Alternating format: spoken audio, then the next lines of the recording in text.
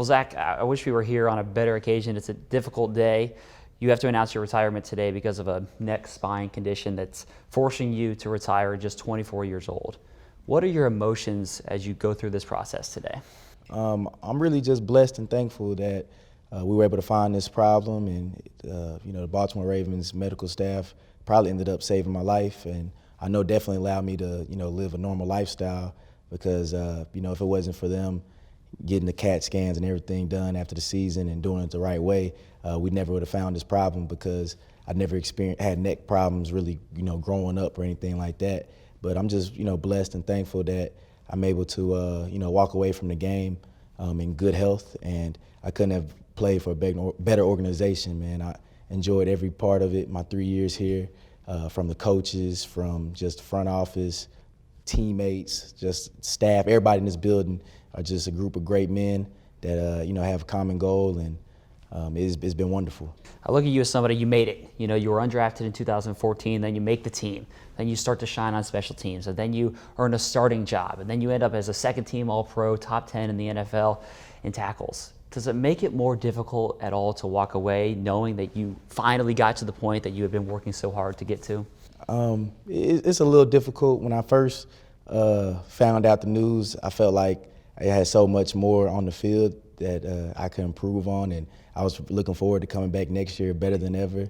But after sitting, talking with my family, and talking to God, everything happens for a reason, and He's done with this chapter in my life. As tough as it may seem, as shocking as it is, He's going to open up another chapter, and now I'm excited for that and ready to move forward with that. And like I said, I couldn't be more thankful, but it definitely was difficult at first, but I'm at peace with everything now. That day you find out, I don't know if you're in a doctor's office or what it is, take me back to that moment. What was the magnitude of that moment, and what kind of toll did that take on you? And I was in disbelief when the doctors told me that. I had my dad with me and my agent with me, and a lot of emotions came across my mind. I was shocked, sad, mad, all at the same time.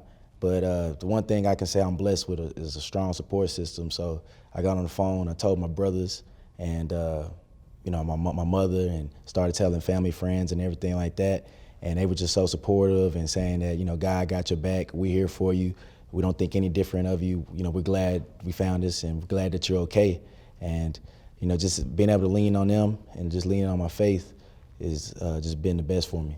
I know your family's really important to you. You're really close with them. Your dad played in the NFL. Your brothers, they play football. It's a football family. Your dad was with you when you found out. What was that conversation, that first conversation with him in making the decision that you're going to have to retire? Man, he was happy. He was kind of like, he was hoping that I was, going to lean that way. Pretty much I don't have a choice anyway, kind of, because the doctors say I'll never be able to pass a physical again. So, my hands were kind of tied from the beginning. But, my dad, him being a former football player and, seeing different situations, he was just happy that, doctors found this, and he was happy that I'm able to walk away, in good health and be able to live a normal lifestyle. A lot of people look at this and they'd say, you were kind of playing on borrowed time. You were playing with this, it was a congenital thing, you've been playing with it. Are you glad that you did play football and you got to experience all that you have over the course of your time playing? Oh yeah, I'm real glad. I'm thankful, man. Football, I love football, and I'll continue to love football. My passion for it, and I feel like, God, He understood how much I loved football at a young age, and He allowed me to play and allowed me to make it, to this level, and become a starter and become a player that can make plays, on the biggest stage, which is National Football League. And He allowed me to do that because He understood my love of the game, and He allowed me to do it without major injury, because I was definitely at a risk, and at any time, it could have been fatal, or could have been, not walking on my own right now. And I just can't thank God enough that He allowed me to experience, football. I've been playing for 15 straight years, started playing when I was 9, and He let me play this long without anything major happening. Did anyone try to talk you out of it, teammates or anybody, to say, hey, you can maybe try to play through it, or was it pretty clear cut that that was not an option? Oh no, it was clear cut that this was not an option. Nobody tried to talk me out of this. When everybody heard the situation and understood, they definitely was happy that they found out found the problem and was happy that I was able to walk away, with good health. That was sad from the standpoint of just, being my teammate or, being my coach and, the type of player that they knew I was and the type of player they knew I was going to be.